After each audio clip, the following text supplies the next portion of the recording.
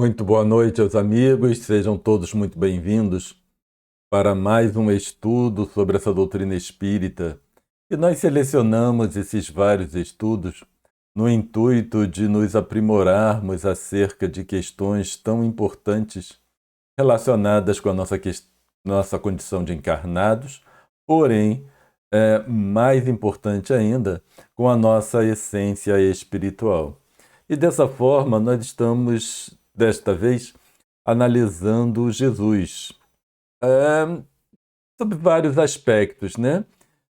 O interessante acerca de Jesus é porque nós sabemos muito pouco. Muitos acreditam que nós sabemos, conhecemos o Mestre em profundidade, mas isso é um equívoco. Nós apenas conhecemos o que ele mostrou para nós. E o que ele mostrou para nós é muito pouco quando comparado com toda a sua potencialidade enquanto espírito.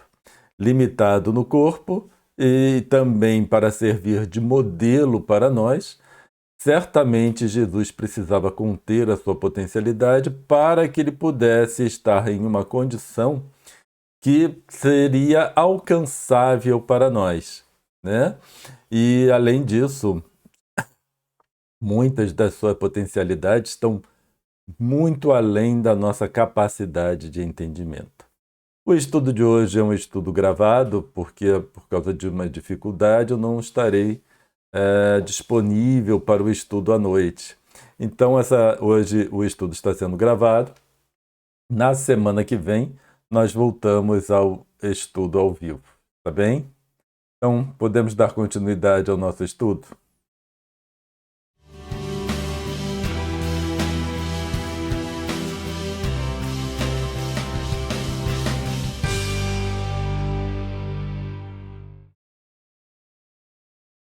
Então, como nós falamos, esse é um estudo extra, né? Mas que eu pensei que seria curto, mas acabou que falando sobre Jesus, o tema vai se estendendo, já estamos aqui acho que na terceiro estudo acerca disso. E por isso que eu denominei de estudo extra. E estamos falando do que significa ser médium de Deus, que foi uma afirmativa relacionada com Jesus, né, no período em que ele esteve entre nós.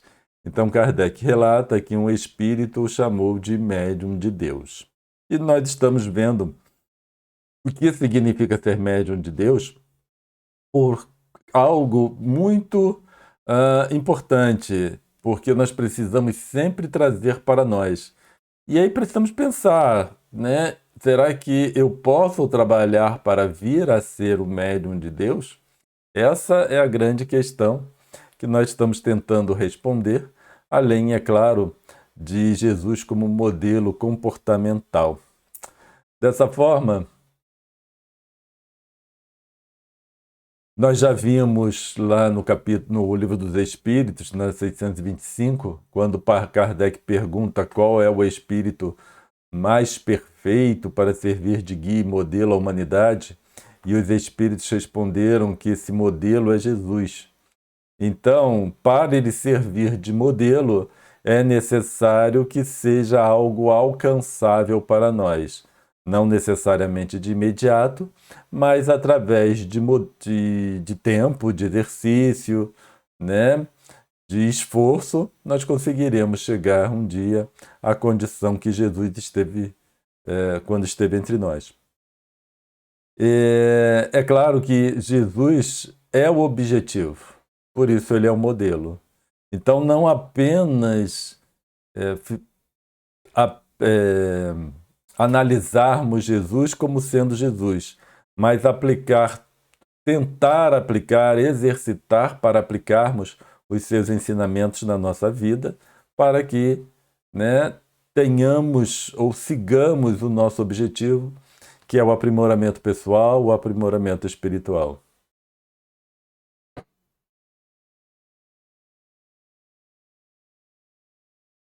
E aí nós vimos Jesus como dois modelos, ou melhor dizendo, modelo em duas frentes, e o modelo 1 foi Jesus enquanto possibilidade comportamental, porque ele estando entre nós com um corpo equivalente ao nosso, isso significa que o seu comportamento, tudo que ele fez, também é uma possibilidade para nós. Por isso que é o modelo enquanto comportamento, e o modelo 2, Jesus enquanto relação com os desencarnados, porque o médium de Deus está relacionado com o seu relacionamento com os espíritos desencarnados e o que ele significava nesse contexto espiritual, é claro, para a espiritualidade do nosso planeta. E nós começamos a ver na semana passada o que Kardec falava sobre isso no livro A Gênese, e nós vimos que Kardec diz que os fatos que o Evangelho relata, que foram considerados milagrosos, reside na ordem dos fenômenos psíquicos. E que esses fenômenos psíquicos é a faculdade e os atributos da alma. Então, quando nós pensamos em Jesus enquanto promovendo fenômenos, nós precisamos considerar que se trata ou estão relacionados com os fenômenos psíquicos. Só que esses fenômenos psíquicos são um atributo da alma, né? Ou são atributos da alma. Então, a nossa essência espiritual está intimamente ligada com os processos psíquicos. É preciso ressaltar que essa abordagem ela é válida para nós, porque não temos ainda como distinguir processo psíquico da nossa essência espiritual, certo? E isso, para nós, uma coisa está intimamente ligada à outra, e por isso Kardec também apresenta dessa forma. Nós não temos ainda um acesso direto à nossa essência espiritual, apenas através dos nossos processos psíquicos. Então, uma coisa está relacionada à outra. E Kardec coloca, então, dessa forma, porque é a única forma que nós conseguimos conceber. E na semana passada, então, nós paramos nesse slide e que vamos dar continuidade hoje. O princípio dos fenômenos psíquicos repousa nas propriedades do fluido perispiritual. Então, novamente, nós temos uma correlação, certo? De fenômenos psíquicos que é compatível com o nosso entendimento. É dessa forma que nós conseguimos conceber. Quando nós pensamos em processos psíquicos por si só, nós travamos. O que é processo psíquico? Como ocorre? Até hoje a ciência não sabe muito bem como ocorre a faculdade mental. Como ela se forma. Alguns dizem ou consideram que está intimamente ligada com a organização da matéria do cérebro. E aí dá surgimento à mente, né? A uma consciência. Mas se a consciência está ligada à matéria, por que outras coisas não têm consciência? Apenas aquela estrutura material do cérebro. Outras já cogitam, né, que essa consciência está relacionada com algo além da matéria. Mas uma definição, um entendimento, um conceito unificado ainda não existe. Então, a própria questão de fenômeno psíquico, nós ainda não temos um domínio. E por isso que nós falamos agora há pouco que nós só conseguimos conceber algo relacionado com o espírito através dessa consciência dos processos mentais.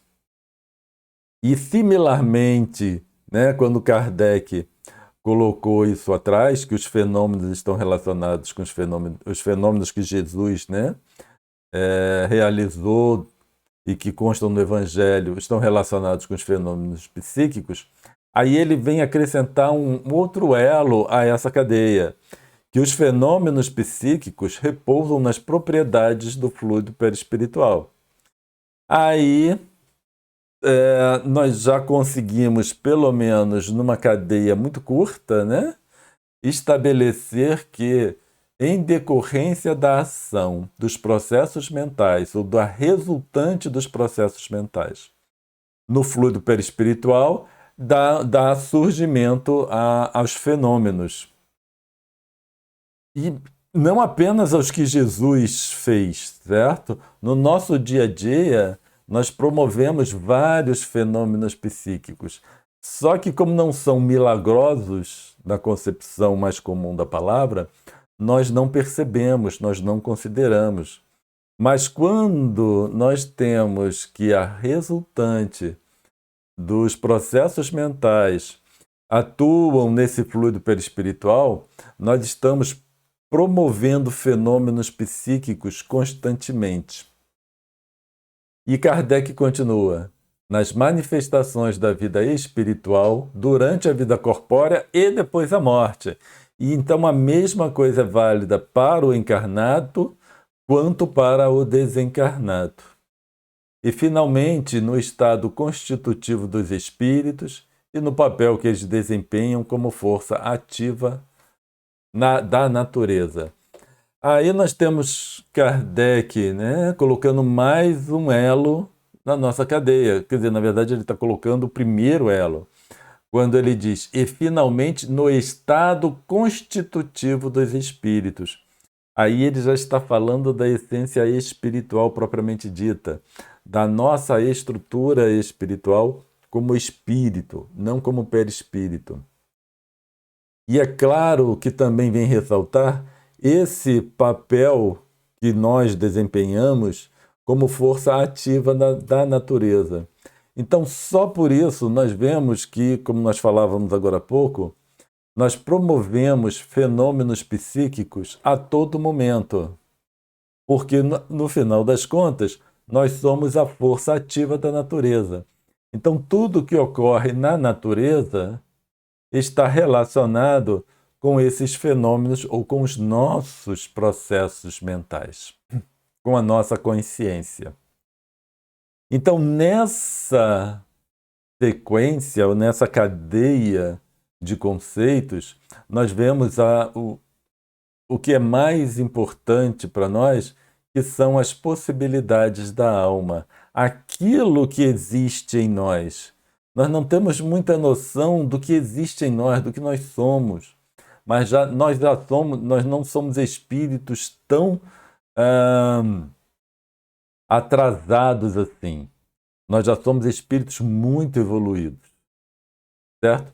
E o motivo pelo qual nós podemos afirmar que somos espíritos já muito evoluídos é porque nós estamos sujeitos aos processos expiatórios.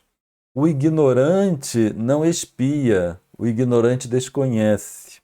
Agora, aquele que sabe e negligencia o que sabe, aí ele já está apto para processos expiatórios e processos de provas, que é para incentivar o espírito a utilizar o seu conhecimento adequadamente, né? Já fazer o certo e não mais escolhas erradas apenas pela satisfação dos desejos pessoais.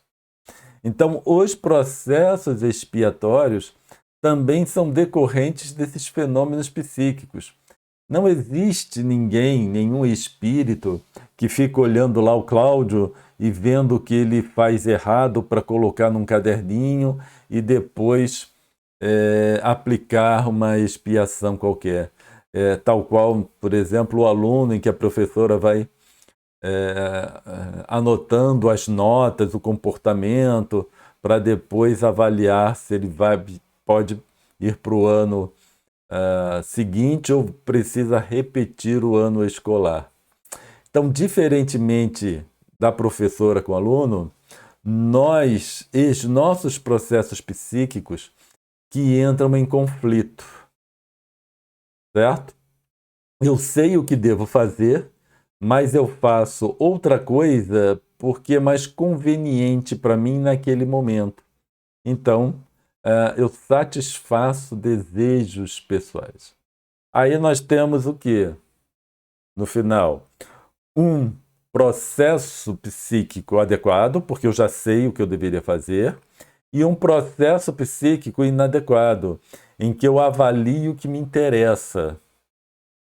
Como esses processos ou os fenômenos psíquicos repousam nas propriedades do fluido perispiritual, o que nós temos é um conflito de processos mentais atuando no nosso perispírito. E é claro que promovendo dois fenômenos antagônicos, certo?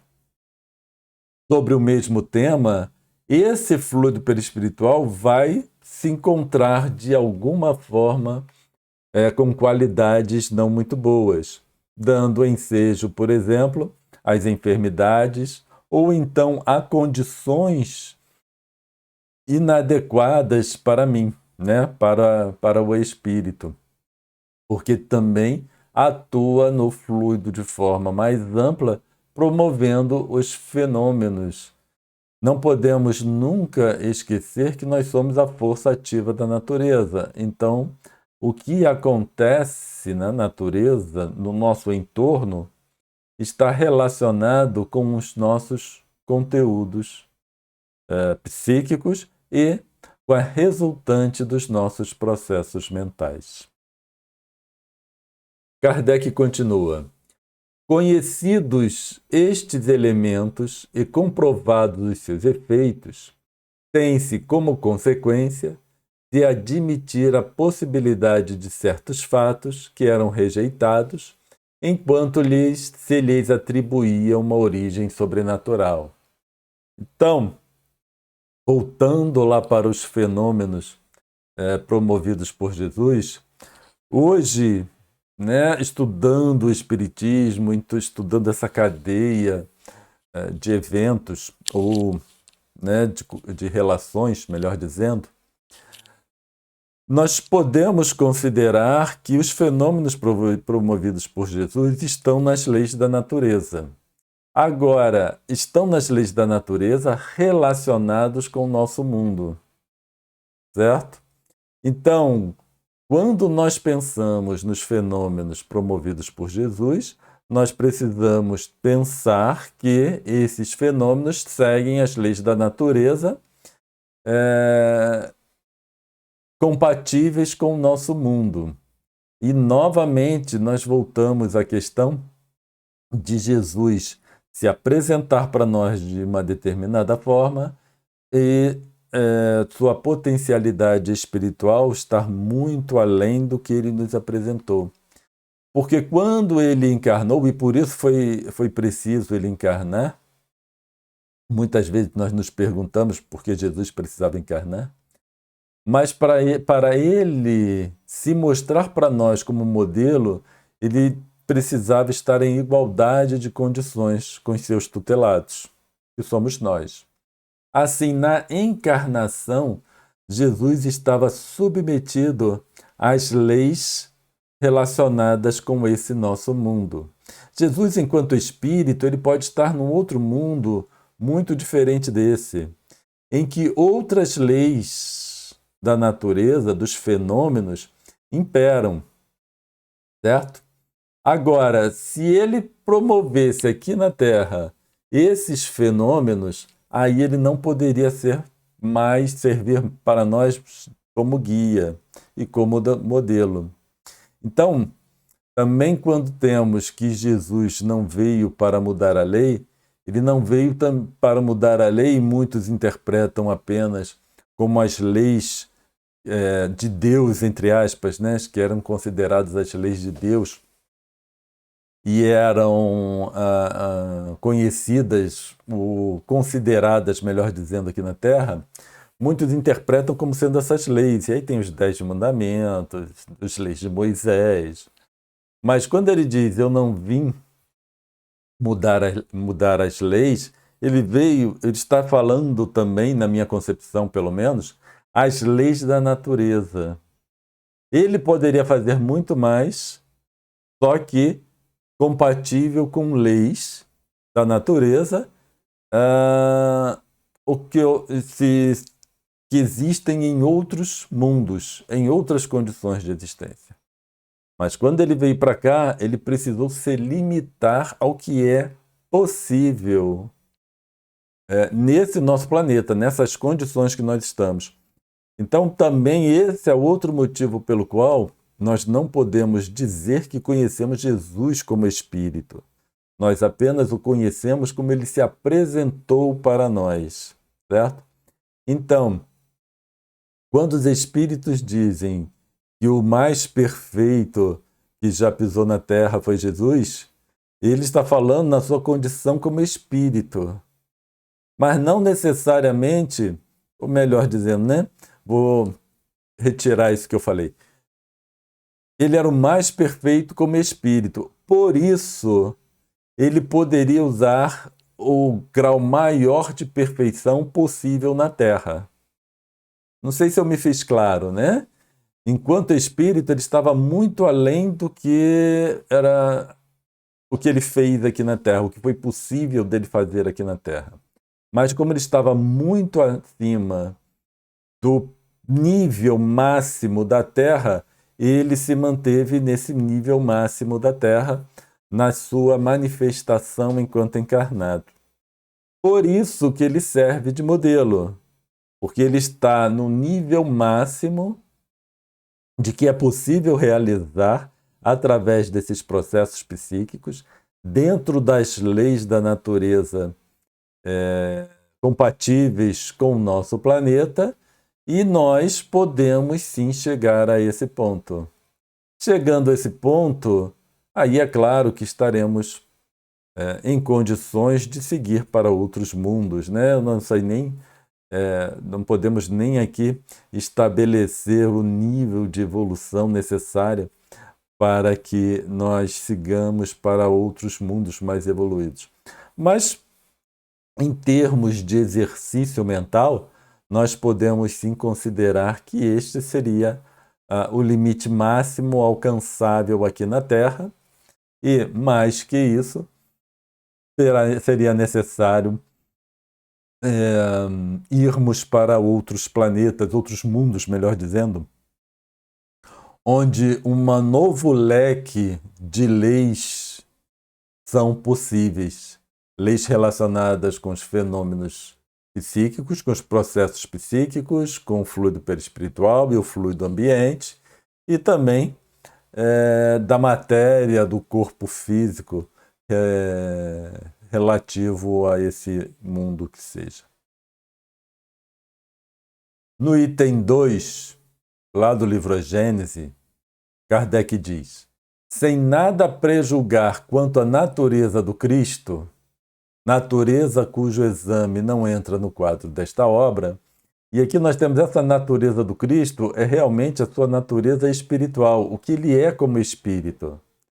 Não o que ele mostrou para nós durante a sua encarnação aqui na Terra, certo? Mas é essa natureza do Cristo, e por isso que ele foge completamente qualquer tipo de análise que possamos fazer. E é por esse motivo que Kardec diz, sem nada prejulgar quanto à natureza do Cristo, natureza cujo exame não entra no quadro desta obra, porque não é possível para nós analisarmos a natureza de Jesus. Qualquer coisa que se diga é pura especulação, não temos menor base para dizer isso. E esse, nós podemos dizer que é um dos motivos pelos quais Jesus, ao longo do tempo, foi considerado também como sendo Deus. Ou fazendo a distinção, né? Jesus é filho de Deus, enquanto nós não somos, alguma coisa do tipo. E confundindo Jesus com a divindade. Porque a natureza da divindade nós desconhecemos completamente, não temos como discutir. A natureza de Jesus, espírito de tal envergadura, nós também não conhecemos e não temos como discutir. sabemos que Jesus não é Deus, certo? Isso é ponto pacífico. Mas, porém, né, um está no limite máximo que podemos dizer que seja Deus. O outro está muito acima da nossa capacidade de entendimento. Até de uma elaboração de um conceito, de uma ideia qualquer. Então, por isso que nós consideramos que ao longo do tempo Jesus foi confundido com a divindade, porque ambos estão muito além da nossa capacidade de entendimento e acabam se confundindo, certo? E Kardec vem então ressaltar que nessa obra, né, nós vamos considerar Jesus apenas um espírito superior. Então, Jesus é um espírito superior. O que é um espírito do nível de Jesus? Não sei. Mas ele vai ser considerado um espírito superior e, com isso, nós também colocamos no mesmo cadinho todo o nosso conceito sobre espírito superior, que também nós desconhecemos. Mas nós já conseguimos fazer a distinção entre Deus, um nível, e abaixo, né, desse Deus, a ordem dos espíritos superiores, que nós colocamos todos no mesmo cadinho, porque estão, né, além do que nós conseguimos estabelecer como razoável, e falar qualquer coisa seria apenas especulação. Existem muitas coisas que se dizem acerca da natureza de Jesus, mas são pura especulação. Então, considerando-o apenas um espírito superior, não podemos deixar de reconhecê-lo dos de ordem mais elevada e colocado por suas virtudes muitíssimo acima da humanidade terrestre. Então, né, isso resume tudo o que nós vimos falando sobre a natureza de Jesus. Nós vamos considerá-lo de ordem mais elevada e muito acima da humanidade terrestre. Ponto. E acabou. Não tem muito o que discutir sobre a natureza de Jesus. Podemos discutir, sim, a forma como ele se apresentou para nós, porque está dentro da nossa capacidade de ação, certo? Nossa capacidade de entendimento e nossa capacidade de ação. Pelos imensos resultados que produziu, a sua encarnação neste mundo, forçosamente, há de ter sido uma dessas missões que a divindade somente a seus mensageiros diretos confia, para cumprimento de seus desígnios. Então, quando nós, né, analisamos os resultados que Jesus conseguiu num período curto, porque o seu messianato foi muito curto, né? Mas ele conseguiu marcar a humanidade de tal forma que até hoje se fala sobre Jesus, se discute sobre Jesus, tenta-se entender o que significa ser um Jesus, e ele serve realmente de modelo para boa parte da humanidade. E que, né, por esse motivo, ele é um dos temas mais comuns de estudo e de interesse também, né? Porque sempre se fala acerca de Jesus. E por esse motivo é que Kardec então vem dizer que, devido a esse resultado, ele só pode ter sido um mensageiro direto de Deus. E é o que nós temos no Livro dos Espíritos, quando eles falam que os espíritos superiores conseguem ver Deus. Quanto mais evoluído, mais o espírito consegue entender, compreender a divindade, certo? E eles traduzem isso na forma de ver Deus. Então, para trazer ou promover um resultado dessa ordem, só pode realmente ser um espírito muito evoluído e que seria um missionário cuja missão foi designada diretamente por Deus. E aí ele diz: como homem, tinha a organização dos seres carnais.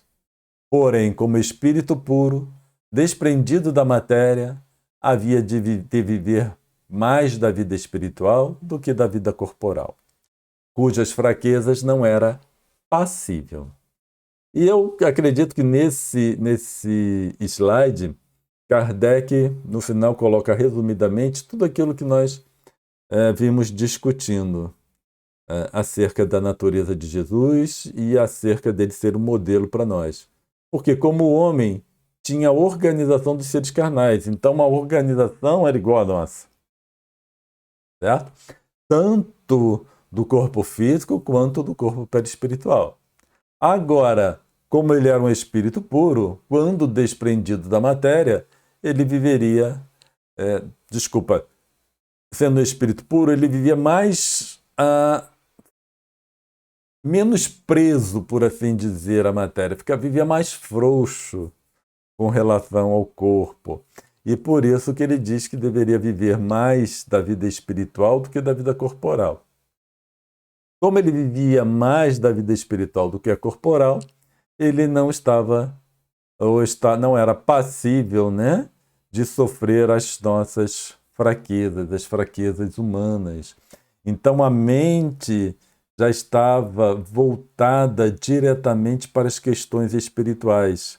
E seus interesses pessoais já não era parte integrante e importante dos seus processos mentais. E daí que a aceitação dele ao longo de toda a sua vida, né, dos eventos em si que vieram a ocorrer, e a aceitação dele com relação ao nosso próprio comportamento. Porque certamente o interesse de Jesus é que todos nós tivéssemos um comportamento ao menos adequado. Mas ele sabia que isso não era possível, ainda não podia esperar isso de nós. E aí ele não tentou controlar tudo, que seria o seu interesse, imagino eu. Mas então vem a aceitação, porque os processos mentais estavam unicamente voltados para fazer o correto. E seus interesses pessoais eram tão irrelevantes nesse processo. Já temos 34 minutos de gravação, encerramos por aqui. Na semana que vem, nós voltamos para terminar esse tema. Tá certo? Eu acredito que na semana que vem nós conseguimos terminar.